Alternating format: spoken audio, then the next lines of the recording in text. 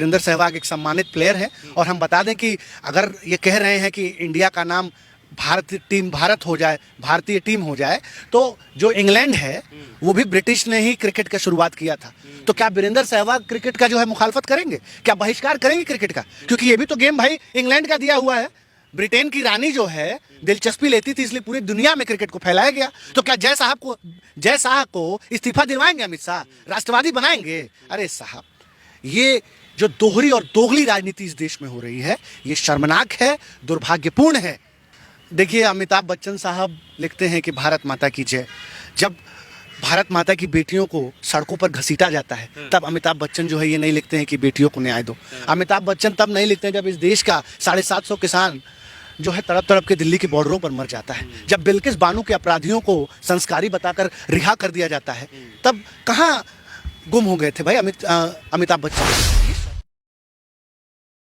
सारे सेलिब्रिटी हैं जो समर्थन में आ गए। जैसे वीरेंद्र सहवाग, पूर्व क्रिकेटर, वो कह रहे हैं कि साहब ब्रिटिश का दिया हुआ नाम है इंडिया और भारत की उन्होंने बात की। वैसे ही अमिताभ बच्चन का भी जो है ट्वीट आया है और आप समझ सकते हैं कि उन्होंने, देखिए, ये शर्मनाक है। खिलाड़ियों को इस तरीके से प्रोपेगेंडा का हिस्सा नहीं बनना चाहिए। वीरेंद्र सहवाग एक सम्मानित प्लेयर हैं और हम बता दें कि अगर ये कह रहे हैं कि इंडिया का नाम भारत हो जाए, भारतीय टीम हो जाए, तो जो इंग्लैंड है वो भी ब्रिटिश ने ही क्रिकेट का शुरुआत किया था। तो क्या वीरेंद्र सहवाग क्रिकेट का जो है मुखालफत करेंगे, क्या बहिष्कार करेंगे क्रिकेट का? क्योंकि ये भी तो गेम भाई इंग्लैंड का दिया हुआ है। ब्रिटेन की रानी जो है दिलचस्पी लेती थी, इसलिए पूरी दुनिया में क्रिकेट को फैलाया गया। तो क्या जय शाह को इस्तीफा दिलवाएंगे अमित शाह, राष्ट्रवादी बनाएंगे? अरे साहब, ये जो दोहरी और दोगली राजनीति इस देश में हो रही है, ये शर्मनाक है, दुर्भाग्यपूर्ण है।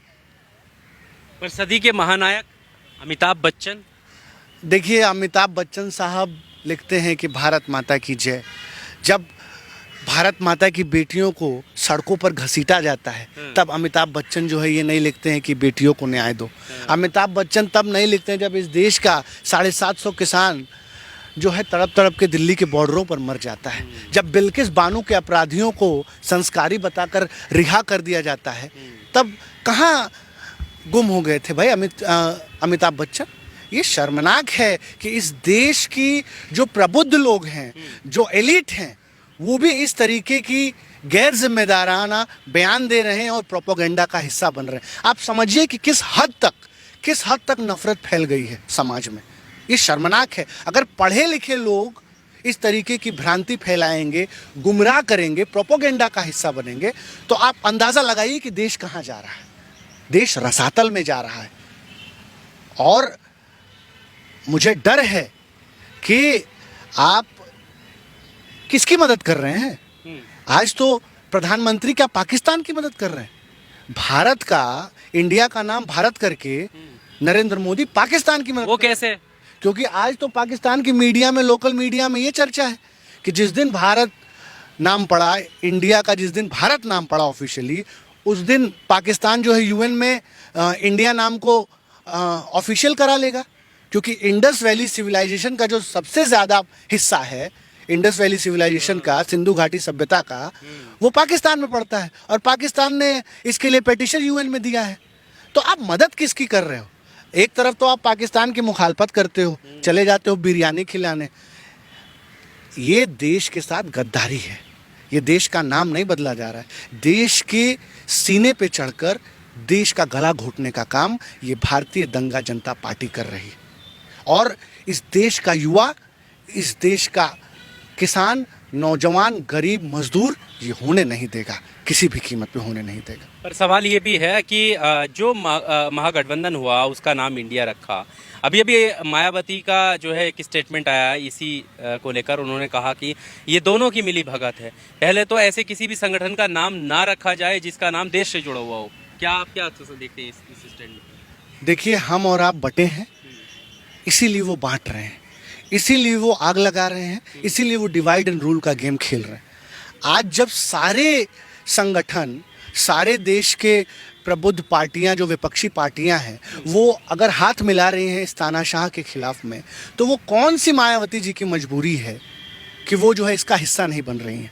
और अगर उनकी लड़ाई नरेंद्र मोदी के खिलाफ है तो वो खुलकर सड़कों पे क्यों नहीं आ रही? आप बताइए ना, यहाँ पूरा पश्चिमी उत्तर प्रदेश की 50 सीटों का सौदा 300 करोड़ रुपए में बहुजन समाज पार्टी के कोऑर्डिनेटर पर इतना गंभीर आरोप लगता है और मायावती उसको निकाल बाहर क्यों नहीं फेंकती है भाई? आप समझिए, ये